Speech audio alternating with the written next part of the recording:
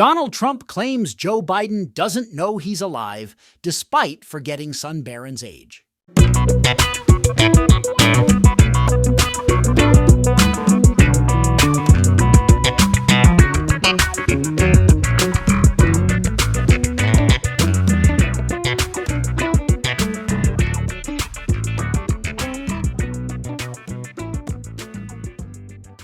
In a series of Truth Social videos, Donald Trump criticized Joe Biden's leadership and communication skills, questioned his mental acuity, and accused him of failing to keep his promises.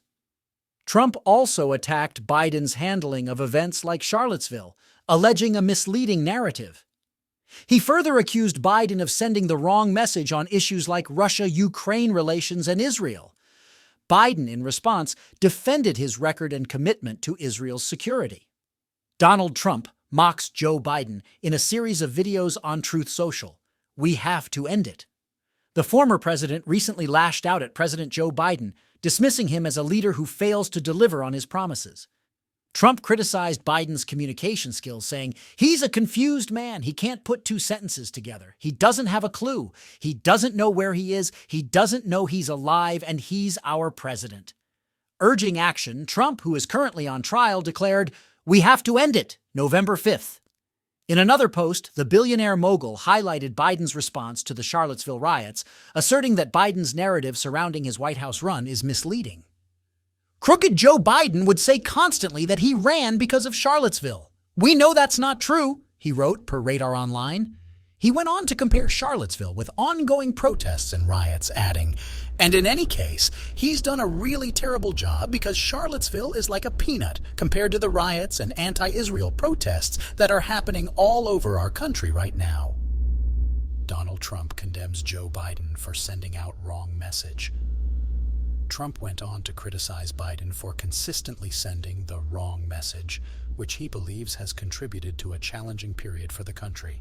The embattled GOP frontrunner explained, and that includes what happened with Russia and Ukraine. That includes October 7th, and that certainly includes a bad message on inflation.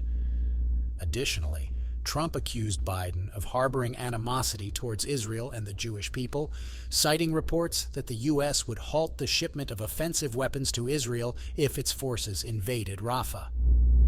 He warned Jewish voters against supporting Biden, noting, "If Jewish people are going to vote for Joe Biden, they have to have their head examined. He's a disaster for Israel.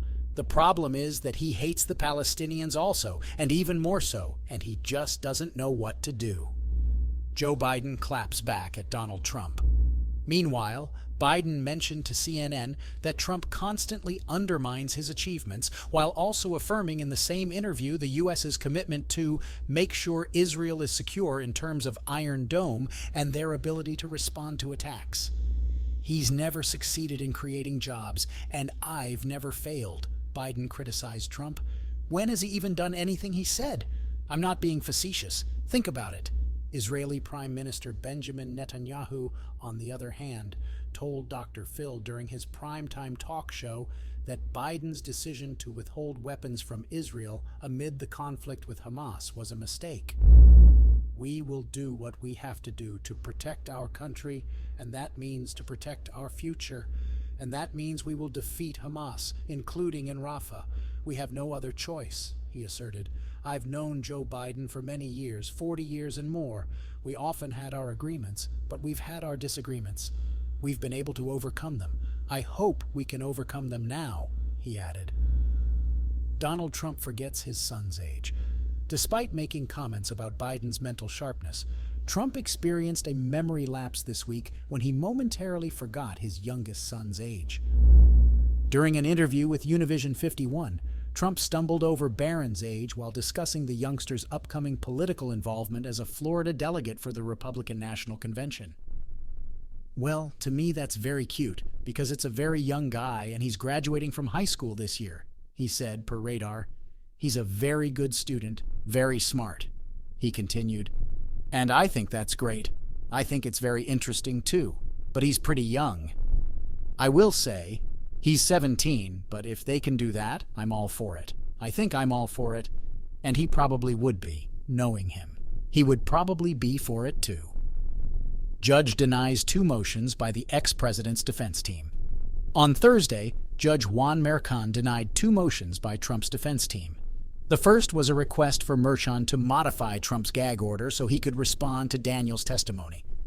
In response to this, Merchan stated that he could not take the defense's word that Trump would respond to Daniels low-key, as the Republican presidential hopeful has a track record when it comes to his online attacks. My concern is not just with protecting Miss Daniels or a witness who has already testified. My concern is protecting these proceedings as a whole, the judge added, before denying the defense's motion. For the second motion, Trump's team argued a mistrial, claiming that Daniels' testimony was not consistent with her previous claims. However, according to Newsweek, prosecutor Joshua Steinglass branded the claim as flat-out untrue.